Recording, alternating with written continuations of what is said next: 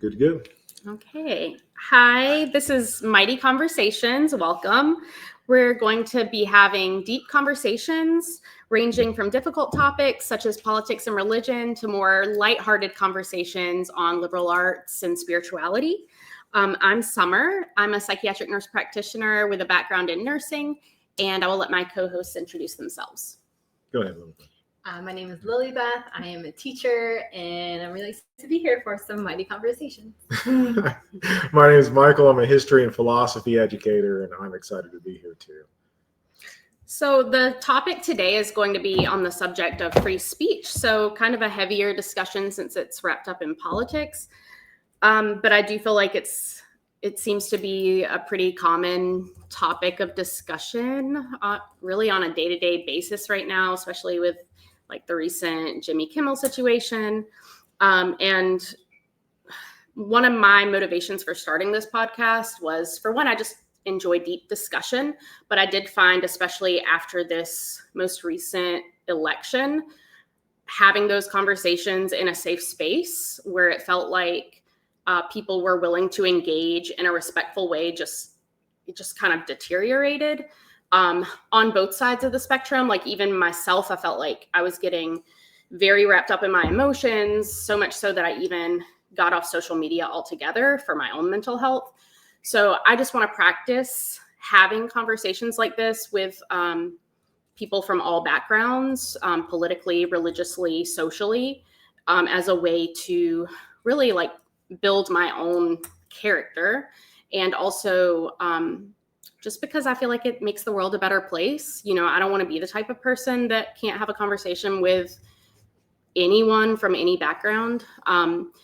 But yeah, I feel like free speech is kind of a good starting point for that whole goal. So I did write down some questions that I will get Michael and Lilibeth to give feedback on, and I'll pipe in as well. So first question is, what is free speech? And with Michael having a background in philosophy and education and history, I feel like he'd be a good starting point for that question.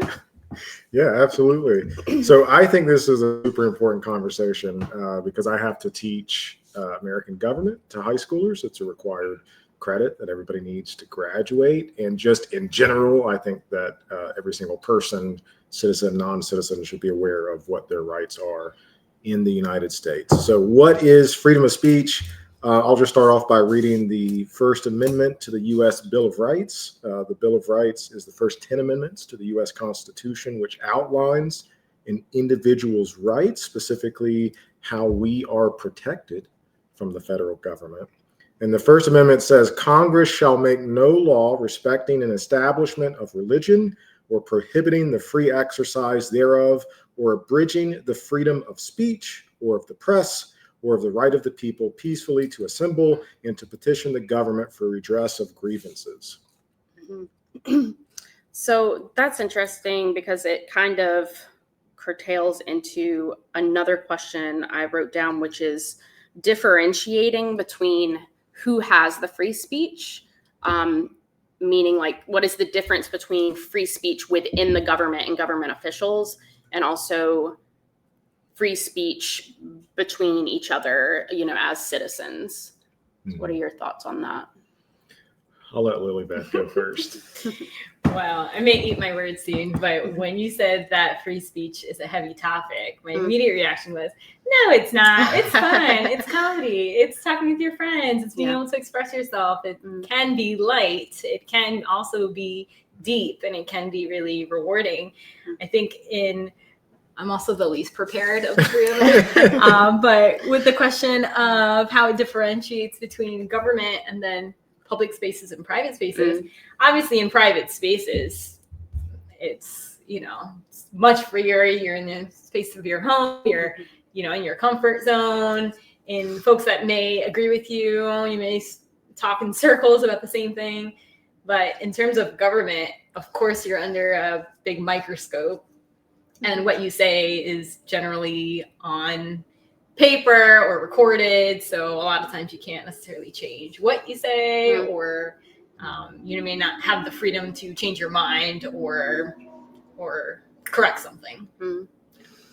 Yeah. And This isn't my topic of expertise by any means, but my brain kind of leads me to feel that, I guess that it reminds me of that Spider-Man quote, with more power comes more responsibility. And to me, the government has they have a heavier responsibility with their words. So yeah, I guess too, that can lead us into another question, which is, how has free speech hurt you? Because I do think it's interesting, the tension between, we're like, it's kind of a black and white question about, should we have free speech or should free speech be controlled? And I would think in general, most people would agree it's somewhere in the middle, because we do have laws about things like hate speech. So what are y'all's thoughts on or examples that you can give on how free speech has hurt you, or how you've seen free speech hurt other people? Can I go back to the first question? Sure. I just think it's really interesting, and this relates to how it can hurt or not hurt people. But I think it's important to note that for almost all of human history, it's important to keep in mind that democracy as a form of government is so new. It really only starts to develop with the Enlightenment. Democratic institutions start to begin with the English Revolution.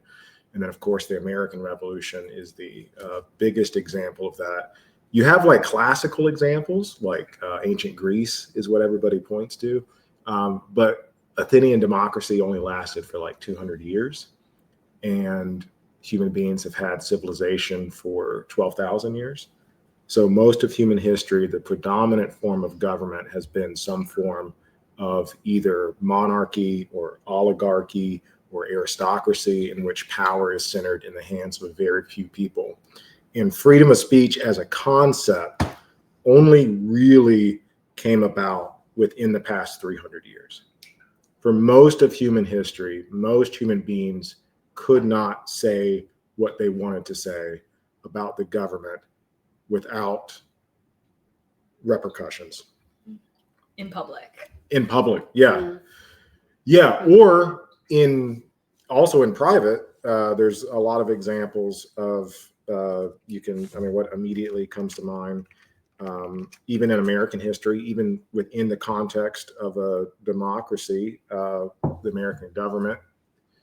Well, this was before the American government, but there are examples of governments going after people for their personal beliefs and practices, some of which would fall under free speech, some of which wouldn't. But yeah, I think it's important to point that out, just because I think it's interesting, and also how free speech has helped and hurt us. There is some cases with hate speech, which I think we'll get into a little bit, but it's important that the Constitution is built on this idea. The Bill of Rights is built on this idea of America in relation to other countries, especially European countries, has erred on the side of absolute freedom of speech, as opposed to putting any sort of limits on it, even at the extent of protecting forms of hate speech. So I just wanted to say that first.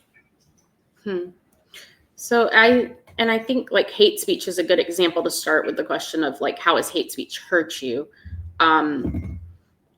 I feel like I'm not really in a position to speak too much on hate speech and how it's hurt me. I am half Arab, and I have had certain derogatory terms used towards me, especially more so as a child. And I wouldn't say that it was something that I've carried with me through adulthood. It's not something that hurts me now.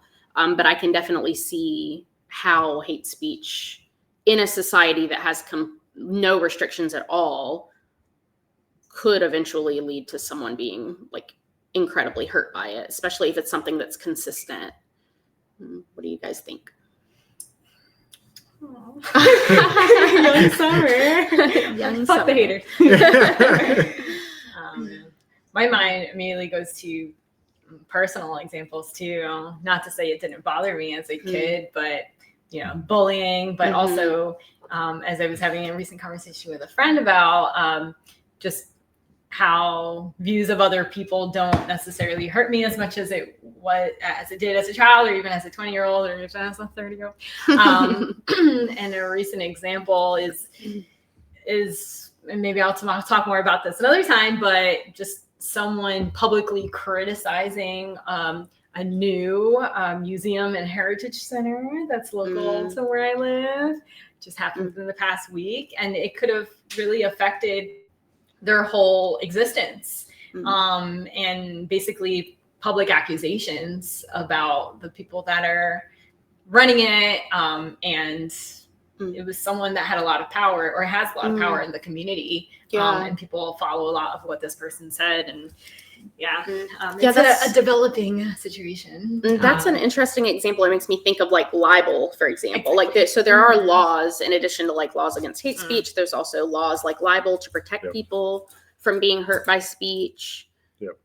So yeah, I guess like ultimately the question I'm kind of getting at and hoping that we can come to a conclusion about is like, where do you draw that line between and how do you make a distinction? Because it seems like right now there's this argument on the left and the right about how much speech should be free. And you kind of have, and correct me if I'm wrong, if you guys have any other ideas on this.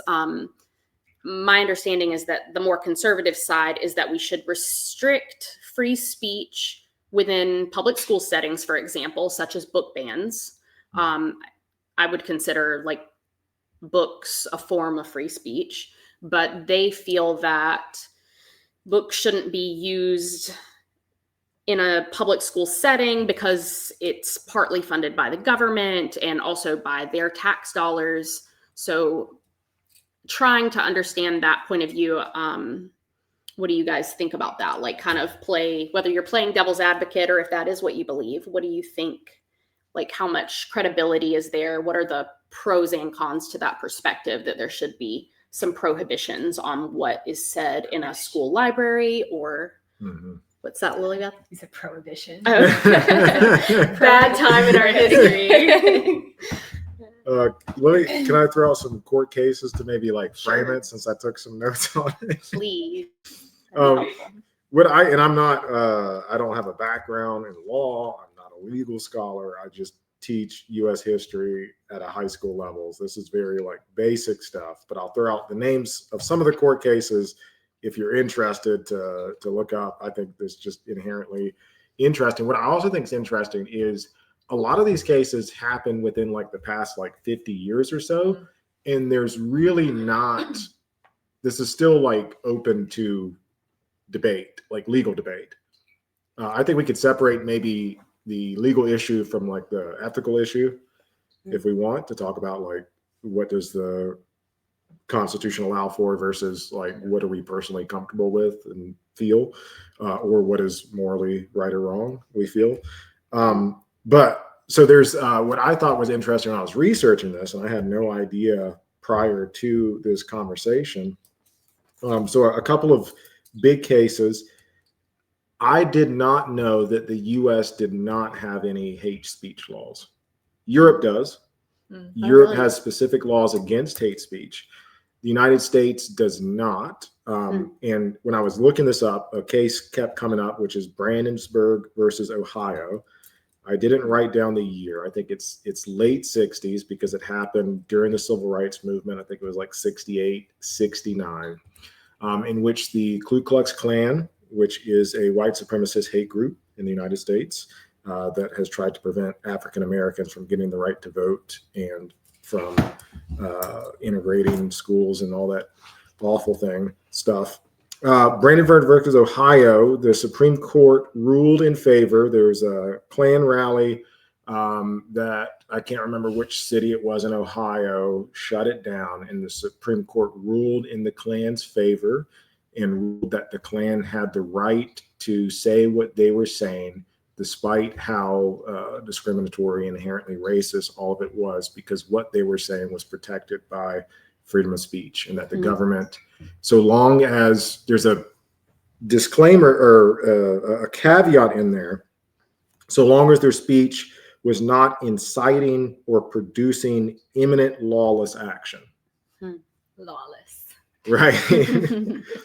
And this closely relates to another famous case, Shetnik. I'm not sure how to pronounce it. Shetnik versus the U.S., in which we get the famous phrase of shouting fire in a theater. Mm-hmm. So this case put a limit on freedom of speech. And this case was from like the early 20th century. There was a protester who was protesting the draft of, I believe it was World War I. So it's like 1914, 1915 United States. And he was not protected in his protesting because the court ruled that he was inciting lawlessness. He was encouraging people to break the law, to refuse to be drafted. So we kind of have two ends of the spectrum. The United States does not have any laws or restrictions on hate speech. And in this case, this very famous case, Brandenburg versus Ohio, ruled in protection of the Ku Klux Klan, which is a explicitly racist organization that has consistently promoted violence against African Americans since the U.S. Civil War. Wow, that's interesting. I did not know that. Mm-hmm. Did you know that, Lolita? That there were no laws against hate speech? I know. I have to check myself, but I'm pretty sure South Carolina is one of the few states that don't have anything explicitly against hate crimes specifically. But yeah. Interesting.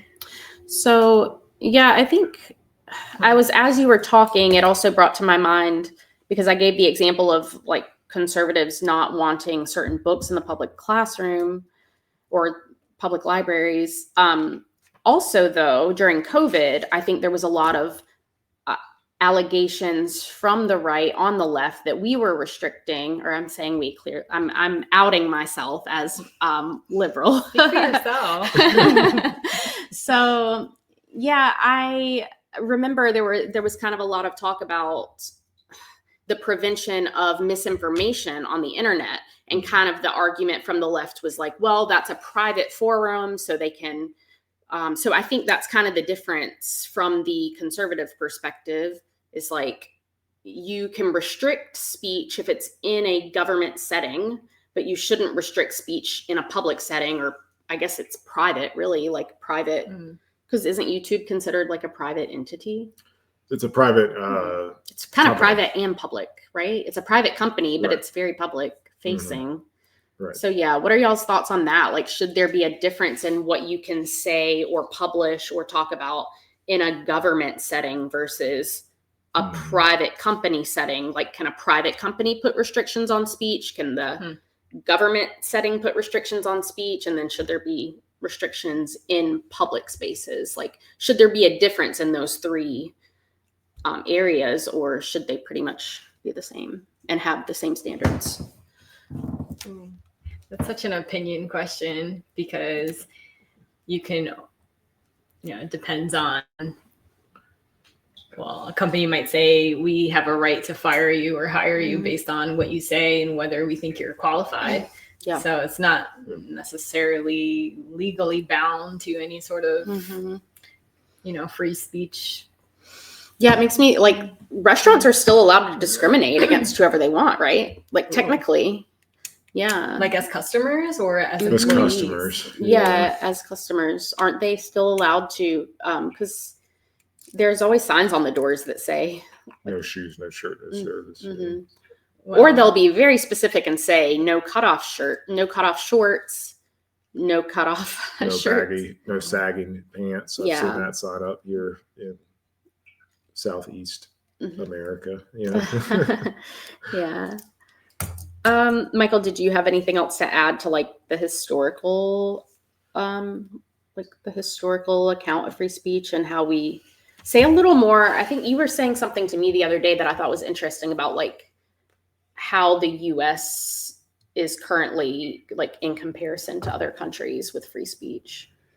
Yeah, I mean, I'm still learning a lot about it. And I don't know,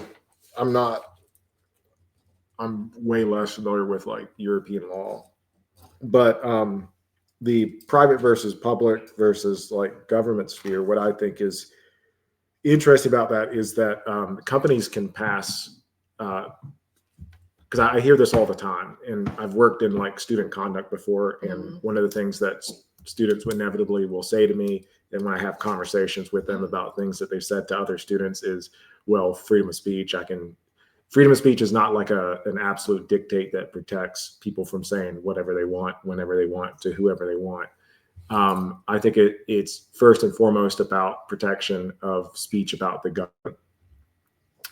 And I think it was Lilybeth that pointed out you don't have freedom of speech with respect to other people. So one of the things that freedom of speech does not protect are what are called fighting words, right? I can't go out in the street right now and threaten somebody's life and then punch me in the face and me be like, freedom of speech. Like that's not, doesn't protect that, or the shouting fire in a theater, right? Anything which makes people believe that they're in imminent danger, or which promotes people to do lawless action or promotes breaking the law, is not protected or liable, is the example that you gave. But companies, you don't have the right to say what you want as an employee of a company, unless you're employed by the government, I guess, would be a weird loophole, maybe. But so, for example, I worked in the public school at Savannah Technical College, and this is true of every technical college and university system in the state of Georgia. But they have regulations built into their faculty code of conduct, which says that you cannot, this is a holdover from the Cold War, but that you cannot promote or express communistic views. In Georgia? In the state of Georgia. Wow, and they can do that. So they can limit political speech in that way. It's still on the books. In fact, it was brought up against me because of something I put in a syllabus of mine one time. Yeah. I think I know this story. Or like if I work for Microsoft and I go on social media and I say Bill Gates is the Antichrist and you should not buy Microsoft products, You heard it here first. or something like that, Microsoft can fire me and I can't turn around and say freedom of speech. That's not what freedom of speech protects. So do you think it's fair to say the kind of like spectrum of free speech, or the ultimate rule of free speech, is like you have free speech insofar as it doesn't hurt another person? Like, is that when you're talking about American politics and we're talking about the amendment, is it specifically that your free speech exists in so much as you can say what you want unless it hurts someone? And if so, then how do you define hurt exactly? Like, is it as much as it hurts it can't just be that it hurts their feelings, right? Because then we would all be breaking free speech laws every day, probably. But what is it like? To what extent does it have to hurt someone before it's kind of considered that you've crossed a boundary of your freedoms and you're infringing on someone else's freedom? Yeah. I mean, the short answer is I have no idea. But what about you, Lilybeth? Yeah. Any thoughts on that? Just like, what point does it cross a line? Yeah, just personal opinion. Like, what do you think? Like, how much? First of all, I guess I should ask: do you feel like overall we should err on the side of free speech or on the side of restricted speech? And if you do fall more so in the middle, like, where do you think that line is? On the tip of my tongue, I have that quote. It's like, I may not believe in what you say, but I'll fight for your, what do you know the exact quote? I'll die for your right to say it, or something like that. Yeah. I feel like I'm very liberal in terms of, I'm outing myself as someone would say, in terms of free speech, just because, I don't know if I'm jumping the conversation, but it's all like in terms of, for example, like comedy, you know, it's just like testing the waters. Like the comedian had to think of it from somewhere. There's someone else that shares that thought of theirs, and having an outlet where people can share something that's, you know, risky, which, you know, something could have been risky 50 years ago. And then now it's, in public conversation, it kind of just opens the door and opens the opportunity. Of course, yelling fire in a crowded theater, that's just reckless. Yeah. And I But would. should people have a right to do it? I feel like it's reckless. I feel like that's a danger. And I don't necessarily see a reason why people should have that right to put other people's lives in danger. And I think that's a clear, when we say like if it hurts someone, if it, there's a law involved, I think once you get to hurt it, like physical hurt, like if your words literally cause physical harm or the death of folks, then and that's a pretty obvious one, I think. See, as somebody with a background in like psychiatry now, I'm like, okay, but there's a lot of hurt that happens to people that isn't necessarily physical, or it's hard to define like what physical harm is, because someone can endure a lot of like verbal abuse their whole lives and come out with like some serious mental health issues. So it's hard for me to like make that distinction, but I feel like my gut feeling is that we should always err on the side of freedom of speech, even if it does harm others, unfortunately, just because I see so much overlap in freedom of speech and freedom of thought, especially for me as an external thinker. Like I have a hard time just thinking in my head. You can ask Michael. I kind of walk around the house talking to myself all day, working out my thoughts. They're married. So I don't know. I really struggle with feeling like we should restrict thought in any way. And I feel like if we're restricting speech, we are also restricting thought, because that's how people like work through things. And I don't know, it kind of makes me think too about like cult settings, like religious cult settings, where you're not allowed to ask certain questions, or if you do have thoughts or opinions or concerns that are like outside the realm of what they're supposed to be within this confined space of like social interaction, you're like excommunicated, for example. It even happens, like you see it happening within families right now with politics. You have people on both sides sort of disconnecting with each other completely, ghosting each other because of the way they voted or the way they're thinking. And, for sometimes it feels valid, like, yeah, you hurt me, so therefore, I'm cutting you off. But it is also like, I don't know, it's one thing when we are putting those restrictions on each other within the community, and then it feels to me another thing if the government is putting those restrictions on us. So, or if we allow, I kind of equate the government with big organizations too, because they both are powerful. So amongst like the common person, we don't have that much power anyway, other than, but it seems like if we give that much power to say like Walmart or, the United States government or even the state of Georgia, there should be some differences there in what the government can restrict us to do and what our neighbor can restrict us to do. Yeah. I think, I think first and foremost, the idea of freedom of speech is at its core about the freedom of the individual to speak about and on the government. I think where that gets problematic, like you were saying, in terms of like power dynamics, one of the things that I think is interesting when I was doing this research is that monetary donations to political parties is also considered a protected form of free speech. Really? So money is considered, what we buy or who we donate money to is considered a form of speech.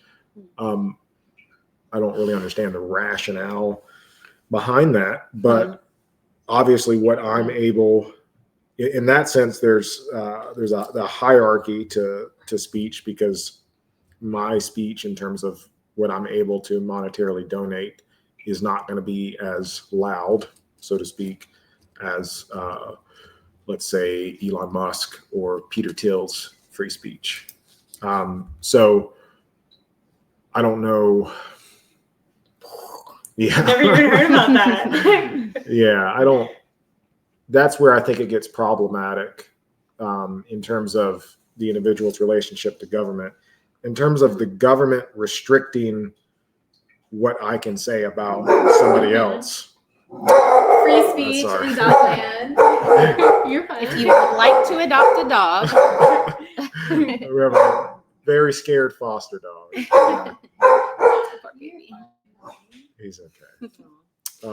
Yeah, I don't know how I feel about government restricting our free speech, especially in terms of hate speech, because that can get problematic depending upon who we consider a protected group versus who we don't consider a protective group. Because I want to say, I think government should protect minority groups. Like I feel like maybe the government should have done more in protecting, for example, African Americans in the South after the Civil War. And so like, I would say like, yes, there should have been more protection or limitations on free speech. But realistically, I know that if the government were to implement restrictions on free speech, it would probably be, based on what I just said, what we can and can't say about billionaires. Mm-hmm. And so that's why I want to say, I don't think there should be any restrictions, because I know that people who are going to be protected are not the people that I think should be protected. Yeah. As educators, what are y'all's thoughts on right now what's happening with the book bans? I'm going to eat my words again. I find that folks that are really excited about book bans cannot read. Or they just zoom right into the juicy parts. But personally, if it weren't for books that got me excited and different things, I would not be where I am today. Specifically, one of the books I loved in high school was The Kite Runner by Khaled Hosseini, which was on the book list of ones to ban because it incited terrorism or something. Oh, wow. In South Carolina. And I remember reading that, weeping, got so emotional. And I remember thinking, wow, if a book can make me feel strong emotions, the power of word just like blew me away. And I hated reading. So I think that whole, reading to learn piece gets lost. Yeah. We learn how to read. And of course, we don't have first graders learning how to read all the curse words or whatever. And I think giving the power to educators and librarians and all that know very well what reading entails, they should have power with that. Whereas like folks that are parents that don't want their child exposed, I just know schools will respect a parent that will say, I don't want my child to read this. Yeah. And to take it away from a whole district or a whole library is just effective. It's just affecting. Hey, I'm talking here. It's just affecting people that didn't choose to cut that book off from their life. Yeah, I think these statistics on the book bans are really interesting. Like, I think it's something like 60 to 70% of restrictions are on African American authors, and also books that are specifically about people from the LGBTQ community, which if you for religious reasons or whatever the reasons are, as Lilybeth said, like don't want your child reading something, to me that does seem like something that could be between you and the educators, rather than restricting those other children from it who have like really high rates of suicide already struggle to feel a sense of belonging in the world. So sometimes those books can be like a super, like an outlet for them, and also really like emotionally healthy for them to get that exposure that they're not alone. I also think the conversation about healthcare information is really interesting right now. I think it seemed to become a common topic during COVID because there were all of these kind of bizarre recommendations for treating COVID and such. And there were restrictions, from the left that, you shouldn't be sharing that information. But now we're kind of eating our words because now we're eliminating healthcare information from the NIH. which is research that we use like on a daily basis as a healthcare provider. You know, if my patient has an unusual situation or, you know, whatever, if I'm just kind of on my own researching possible treatment options for someone who's has an issue that's difficult to treat, I use the NIH as a research or as a resource to look up certain like specific research articles that maybe haven't been super popular yet or haven't made it into like textbooks as a recommendation, but hey, we did this small study that shows this, so I could kind of use it. And all of that information has been deleted. I don't know at this point. I know a bunch was deleted and then put back on due to lawsuits and things like that. So, but yeah, what do you guys think about that piece of the conversation? Like, should there be limits on what people are allowed to say on places like YouTube? And should the government be able to take away all of this research that was done and make it inaccessible to healthcare providers? You already know how I think. YouTube, I mean, it has the word "you" for a reason. Oh yeah, that's a good point.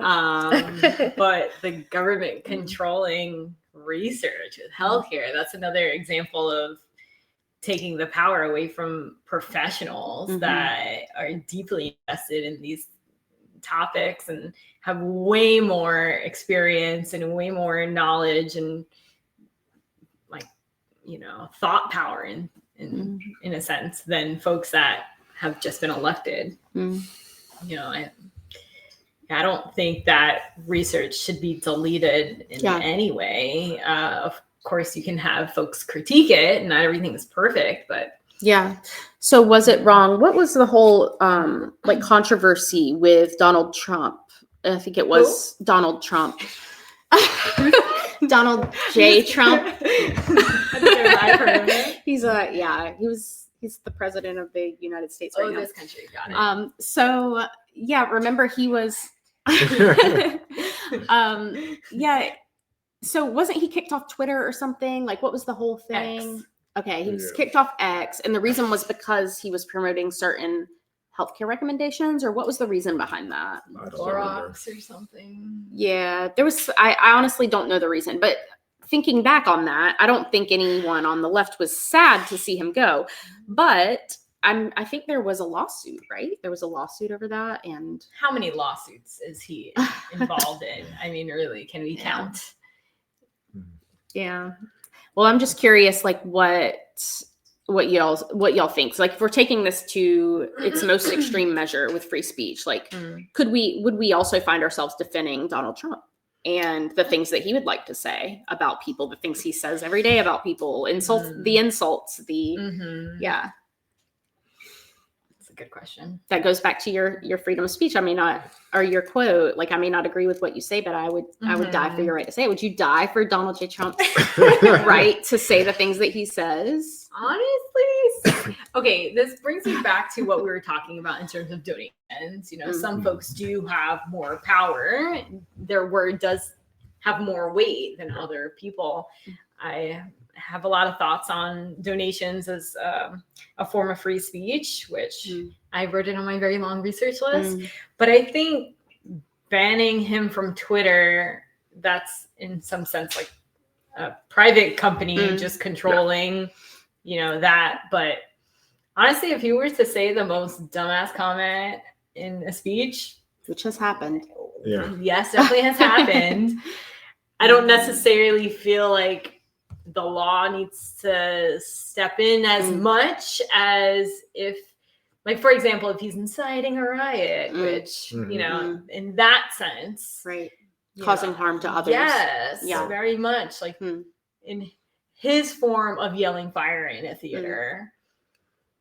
Was an insurrection. Yeah, I don't so this is where, like, again, like, in theory, X as a private company can do what it wants to do, because I think that freedom of speech is, again, primarily about individuals' protection against being able to say what they want to about the government. But in practice, what did we see happen? I don't have the financial power to buy out a social media platform if I disagree what their policies are. But there are some people in this world that do and did, right?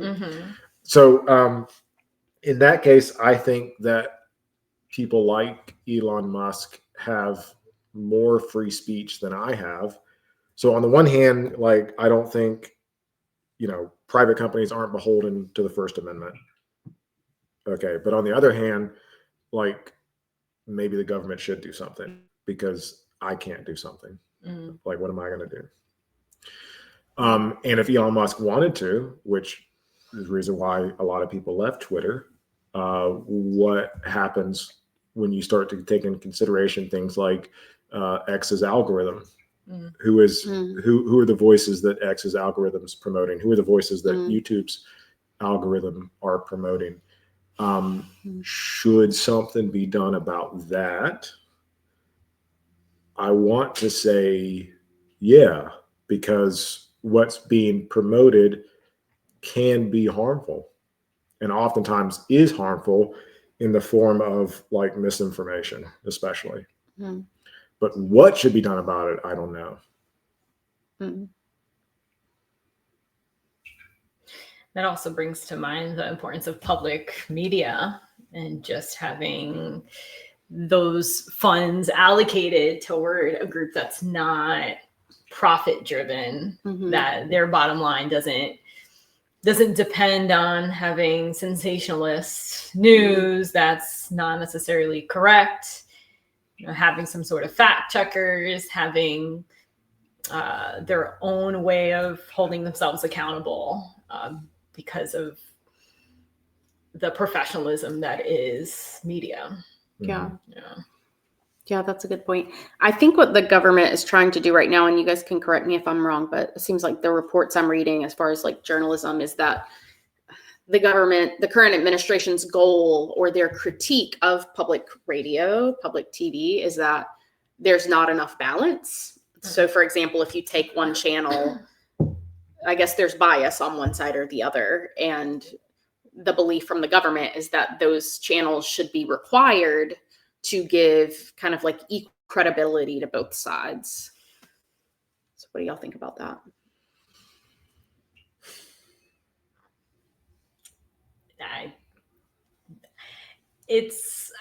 I kind of push back. It kind of seems like a false choice in terms of like both sides, because there's definitely a spectrum when it comes to the truth. Having multiple perspectives is important to figuring out the truth. We're not robots. We're not going to just have one truth. It's a collection of stories.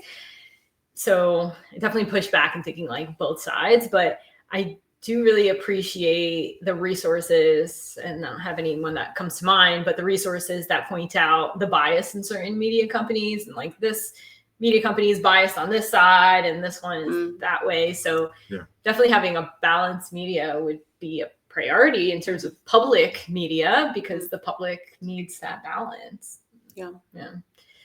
I don't know if you speak on like the government thinking it's balanced in terms of the current administration, but I don't necessarily think that everyone in the government believes that public media is biased or not, doesn't try to be.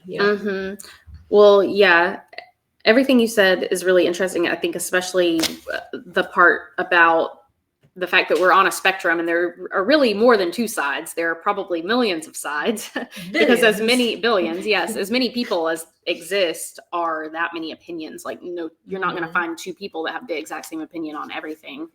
But yeah, that reminds me of too, like our third party systems, and the fact that a lot of them are not funded by big lobbyist groups. And so because they're not taking money from these billionaires, they don't get as much media time because they don't have as many friends in the media world, and they don't have as many friends in the political world. And so it's harder for them to get their message out in the way that Republicans and Democrats do. Gosh, that makes me so angry about what you mentioned about free speech being related to money donations, because I truly believe those need to be capped. There needs to be a level playing field in terms of how much money a politician has in terms of their marketing budget. Yeah. Yeah. It limits free speech, really, if you think about it, because if you have billionaires or even millionaires contributing to certain politicians, it makes their voice louder than the other people. And then their freedom of speech sort of gets muffled. The ones that aren't making as much money or aren't receiving as much money. And Michael could probably say more about this, but I do know there, like a lot of European countries, they have very specific limits on political donations. And also they have more than two parties, obviously. And their parties have strict rules about how often or how much time is spent on their campaign on television. They each have the exact amount of time so that it's fair. That's so interesting. Yeah, I don't know the details on it, but I do think in relation to media, I mean, technically, the First Amendment applies. It protects the government interfering with free speech and also freedom of press.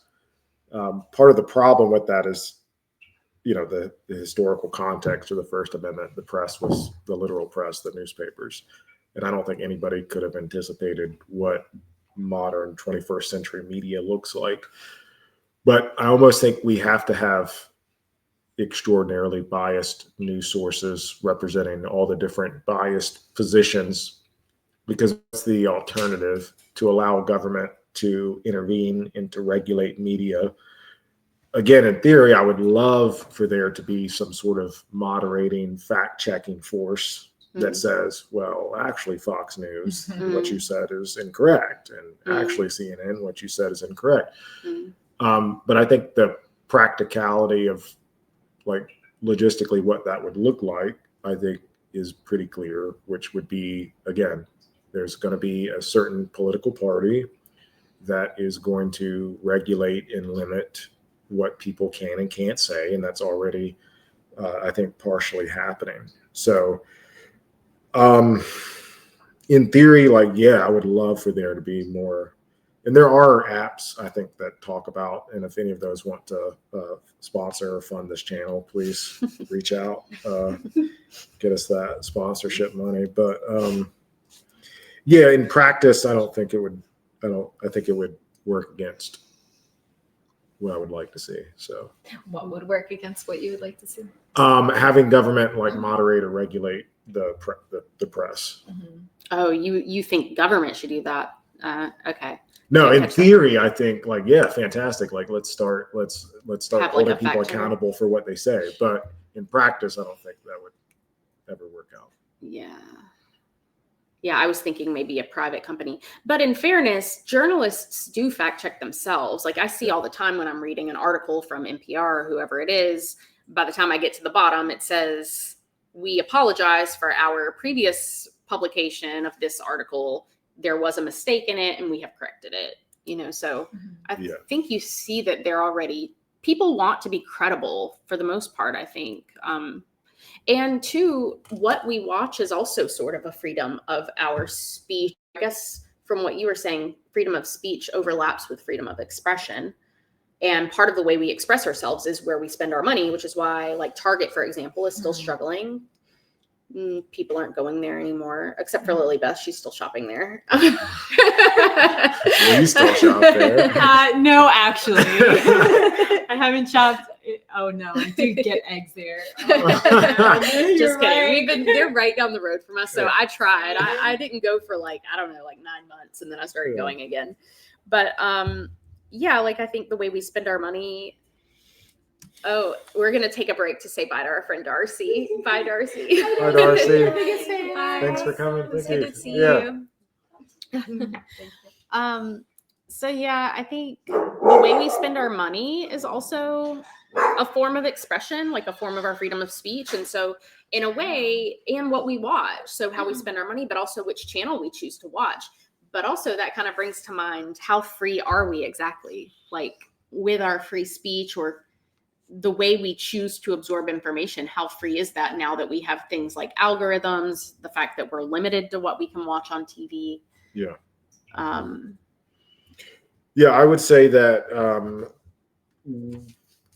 the richer you are, the freer you are. But I think that's always been the case. But with respect to freedom of speech, the more wealthy you are, the more free your speech is.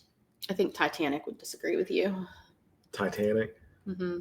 Don't you think the kind of premise of that movie is that like Oh. the poorer you are, the freer you are? Right. It was a real situation. too soon. Jeez. Oh man, that blows my mind because what we were saying about how Georgia educators can't critique or can't even suggest a communist Yeah. like equal wealth society. If we could just simplify it that way, and that would give us, in theory, equal free speech. But gosh, I'm digesting a lot of this. Mm-hmm. Yes. And I didn't say this at the beginning of the episode, but none of us claim to be experts except for Michael. Michael's an expert in history and This is philosophy. probably on his channel. I am not an expert in all of history. Yeah. And yeah, even with like my medical background, I wouldn't call myself an expert in You're anything an really. expert Lily Beth's an educator, so she's an Yes. expert. in Educator. jack of all. Oh, shoot. But really, the point of this podcast is just to have conversations and enjoy ourselves, enjoy each other's companies, play with ideas. And eventually, maybe we'll be able to afford a fact checker. And I think it's Ground News. Ground News can sponsor us. Okay. I think that's what. Okay. Did you have anything else on your notes, Michael, that you wanted to talk about before we close? Nope. What about you, Lily Beth? Free speech for all. Yeah, I think that pretty much covered everything. I just kind of wanted to end with my own personal thought on like the empowerment of free speech. I think everybody could relate to that. I want to say, I don't think there's really everyone, it seems like on the whole spectrum from left to right would agree that there should be some form of free speech. Obviously, that's like one of our founding principles of freedom in this country, and one thing that makes us unique. I think we are allowed to say a lot more than a lot of other countries. We've seen that in the past with like, what year was that when there was all the controversy over the guy who did the cartoon of Muhammad? And That was in France. That was Charlie Hebdo. okay, say a little bit about that, Michael. I don't know much about it. A little louder. Yeah, I don't know much about it. Yeah. But you're talking about the reporter that published the image of Muhammad, and there was an attack on the paper as a result. Yeah. Yeah. So, I mean, yeah, I don't think that we probably don't have the best free speech laws, but we also for sure don't have the worst. But I think it would be really cool if as a nation, not even on a government level, but just on like a human to human level, we could come up with what the answer to this question is of like, how much should we be able to say? How much can we say without hurting other people? But also how much can we give ourselves the freedom to say, to feel like empowered as a person to explore ideas and challenge ourselves to think outside the box. It's a grand experiment Yeah. because I think times will change, curse words will change, profanity will change, folks' feelings will change. Yeah. I think it's definitely shifting, but having the freedom to say something without fear is important in terms of living an empowered life. Yeah, I would just say that there's a difference between the legal side of the conversation and the more ethical side of the conversation. And I think most of what we focused on was the governmental / legal side of the idea of freedom of speech. On the more ethical side, I don't know what moral value there is in me, for example, calling somebody a slur or insulting people to the point of inciting violence, or I don't get what the impetus for people who want to argue for like absolute freedom of speech is. I don't understand what the grounding of that is. I can't imagine in any of the normative ethical theories why that would be a societal good for us to promote or aim for. Yeah. I have things to say about that. Yeah, like what? Well, okay. So you were saying how you walk around the house and you talk to yourself. And I'm sure you may be able to think of a person that could say fire in a theater and not be stable enough to know that would cause harm or be able to benefit in a societal way or a personal way from the repercussions of being legally held responsible. And I think that also calls to mind just our legal system and, how punitive certain things can be and whether or not that actually changes things for the better. So it seems like another conversation in terms of our imprisonment system, our legal system, and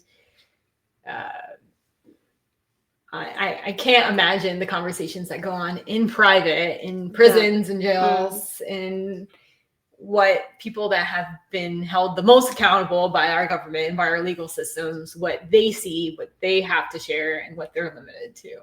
So in a sense, of course, I would say, oh yeah, people should be held accountable for saying really ridiculous things. I think there are also people who might not mentally or physically be able to hold back their own physical words.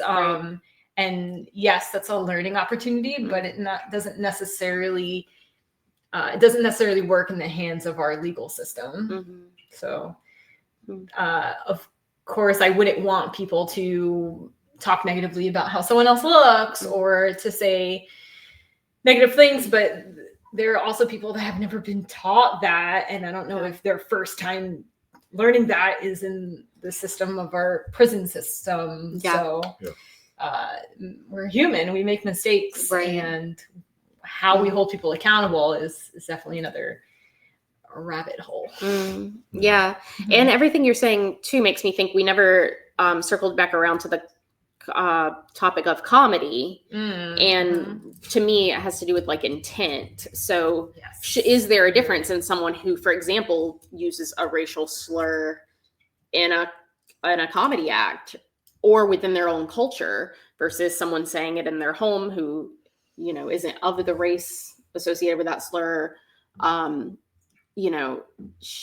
much freedom should we have in terms of what we say and the intent behind it, whether or not it's intended to hurt someone or if it's intended for comedy? To me, it's a very blurred line. So that's why I feel like if I were to lean either direction, to me, I would lean heavier into freedom of speech, because it just seems like if you take either side to their most extreme, I would rather have freedom of speech versus the opportunity for the government to limit what we say. No intention. Yeah. I mean, I guess we're going to keep going for a little bit. Sorry. I really haven't looked at the time. We're almost an hour. Okay. Again, I think legally you can say, like, you are protected in saying what you want to say. Now, in terms of like calling people names, in terms of insulting people's appearances, in terms of making fun of people, heckling people, up to a certain extent, that's where you get it, like legally, that's where you get into like the fighting words territory. Like even me heckling somebody, like that person can't sue me for heckling. But if I heckle them up to a point where they feel the need that they now have to physically defend themselves, then my speech is no longer protected. And I might have to face legal repercussions for that. In the same way, if a comedian gets up on stage and singles somebody in the audience out and calls that person, for example, a racial slur, that person, I mean, it depends on the state. It depends on what the state self-defense laws are. But that person could theoretically feel like they're well-being is being threatened, especially if that person is in a position of power up on the stage, singles somebody out, calls them a slur, and they might feel the need that they have to like physically remove themselves or physically deal with the threat. I don't know what the legality of all that is. My question to the comedian would be, what is the moral value in you doing that? Mm-hmm. Why do it? Well, it's comedy, so I don't think there's any well, I won't say no attachment to morality, but for the most part, I think comedy, there might be some lessons sprinkled in, but for the most part, it's entertainment, right? Like the goal isn't really to be moral. It is, I think Lily Beth used this phrase at the beginning, is to like push boundaries.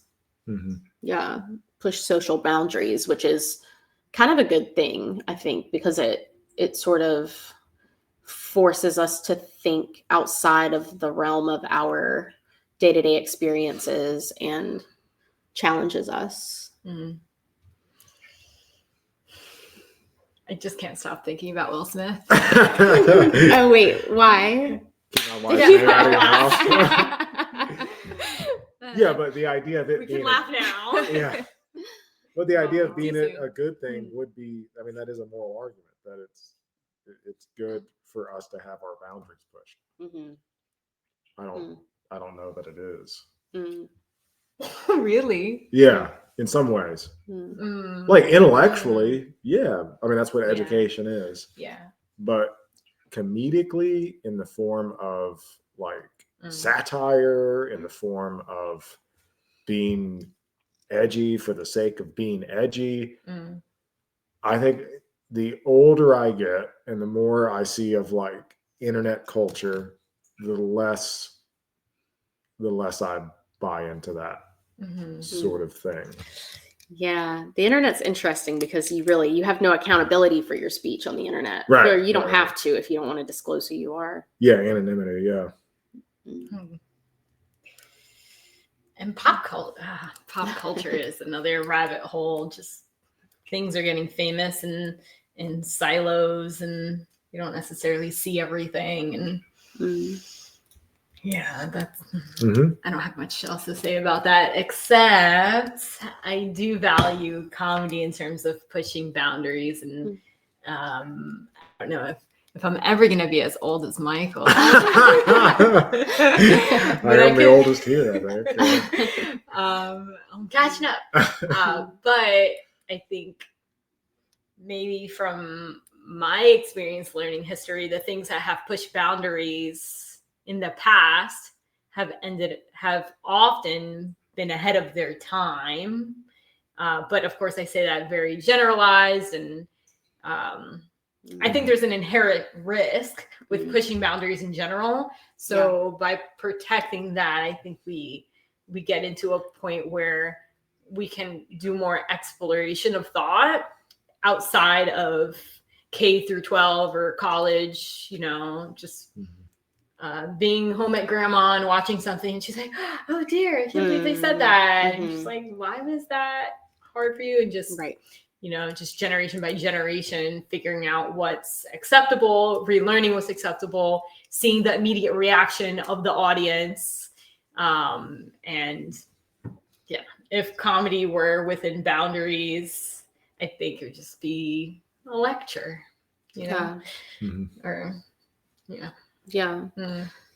Yeah, I like the idea, whether it's within the legal system or government or even human to human public contact.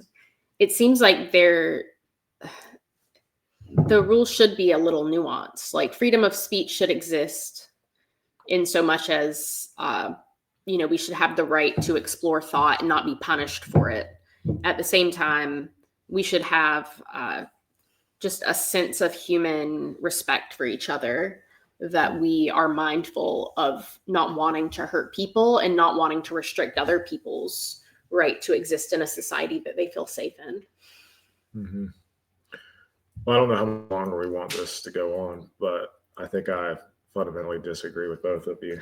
Oh, wow. Okay. Well, go ahead then. Make it interesting. Maybe not disagree. Yeah, so like teaching high school, especially, most of what I get is like internet humor, and most internet humor is shallow, surface level, making fun of somebody's appearance, making fun of how, their hair, there's how they talk, their weight, their, you name it. It's just superficial, poking fun. And what I see when I see like major political events like January 6th or recently the shooting of Charlie Kirk, there's an immediate rush to put out as edgy as jokes as possible. Mm. And what I find problematic is not necessarily the content of the jokes themselves, but the fact that that's how we communicate with each other now. Yeah. I don't see actual conversations happen. I see this happen with my students all the time. When I bring up if I'm teaching US government and we're going to talk about something like freedom of speech or freedom of religion, the go-to is to start making jokes at the expense of the other side. Mm. And I just don't find that productive. I don't find it productive from an educational standpoint, and from a personal standpoint, I don't know what that is doing. And then in the doing for the sake of the community, however you want to define that. And then what I see with comedy, big picture comedy, like theoretically, yeah, I want to agree with y'all. Like comedy should push the boundaries. Historically, it is, you could point to examples of comedians that are standing up to like political power. Yeah. But the reason why I like that is because it's punching up, right? Mm-hmm. It's a lowly comedian using comedy to inflict damage on an authoritarian ruler. But now what we're seeing are, major comedians that are selling out theaters and making jokes about trans people. Like, I don't. Tom Segura, Bert Kreischer, Joe Rogan, Dave Chappelle. Like, let's go through. You can go through the longest. Go through the laundry list. ¿Qué pasó, Tom Segura? Like, I just don't. Not that I'm not saying I don't think they should be able to do that. Again, to me, the legality of it, not my area. Like, whatever. But I just don't. I don't see the moral or intellectual value in it. You're saying that they're dumb. Well, I mean, not that they're, stupid intellectually. Yeah. Well, I teach middle schoolers. Yeah, I teach high schoolers.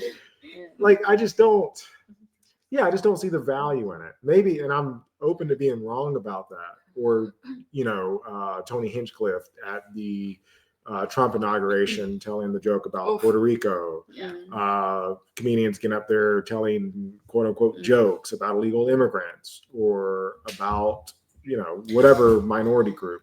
Well, and that goes back to, should the government be able to say it versus should a comedian be able to say it versus can we say it in our living room jokingly amongst friends? Like, yeah, it seems like that issue was, it's funny because I think both sides try to limit free speech in some way, or whether or not you want to call it free speech, but both sides try to limit speech in some way. On the left, we've tended to lean towards limiting the government's free speech, whereas I feel like on the right, it's been more so kind of well, I shouldn't really speak for the right, honestly. Full disclosure, I used to be a very conservative Christian and I lost my faith, and I slowly moved from a conservative Christian to probably like just a liberal spiritualist. But yeah, I shouldn't speak for them, but I will say it seems like just what I see in the news that they're wanting to limit speech insofar as it reaches their family and affects their family in some way. Mm-hmm. Even if it's not, well, I don't know. Maybe I'm wrong about that because they're limiting free speech in school settings, which technically is a government setting, right? So, Well, yeah. there was a push by conservative. I mean, the whole like comedy thing is relevant politically because you have like Elon Musk telling those like lame ass jokes, like make comedy great again and stuff like that. And like Joe Rogan, the big reason why he supported and promoted Trump, because there was this feeling that comedy was being limited and censored. It absolutely was not in any way, shape, or form by the government. But their feeling was that it was being limited and censored by society. Yeah. Cancel culture. Right. Cancel Cancel culture, yeah. culture. Yeah. Thank you. That kind of puts me back on track of where my mind was going, which is that, the right tends to, they have the shirts like, don't tread on me. And it's kind of like, don't restrict my speech. But it was never the government restricting their speech. It was the common person choosing not to watch their content anymore. Yeah. And that to them was considered an infringement on their free speech. But really, it was just other people exercising their own right to watch or not watch. Right. And so for me personally, I feel like there is a difference in the government speaking freely about a certain race or culture, or the government saying something that incites violence versus, a regular person on YouTube saying it, or even as far as the restriction goes, there's a difference in the government taking you off the air or encouraging a show to shut down versus people in unison no longer shopping at a certain place or no longer choosing to watch certain content. Do you have a comment, Lilybeth? Yeah. Oh, Be right back. BRB. Yeah, I also think there's just like a tremendous irony in someone like Joe Rogan calling foul and being limited or censored in his speech when he's literally had the largest podcast in the world for the past decade. Like, it's completely ill-founded and not based in reality. Damn. Shout out to Joe Rogan if he wants to come on and beef with Michael Granado. You can bring me on the podcast, Joe. Yeah. Well, did you have anything else you wanted to add, Michael? Okay. I'll wait for Lilybeth to get back so she can say goodbye, but let's see if I had any other questions. We talked about comedy. And for all of the comedians calling about cancel culture, like showed one of the major comedians that was canceled. Well, yeah. One of them was what's his name? Louis C.K. Right. Yeah, who recently got paid millions of dollars to go to Saudi Arabia. So yeah, I don't know. Remember the Louis C.K. scandal? Right? Yeah, he jerked off in front of he jerked off in front of some girl, and then got canceled. And being canceled. But Saudi Arabia, I don't know about that. There's a big comedy festival, so like that's what they cry. These like conservative comedians cry like cancel culture, and then have like the biggest podcast or star in movies, or in the case of Louis C.K. get paid, I don't know, what was it, X amount of millions of dollars to be flown and chauffeured around Saudi Arabia. Like that's being canceled. Like, okay.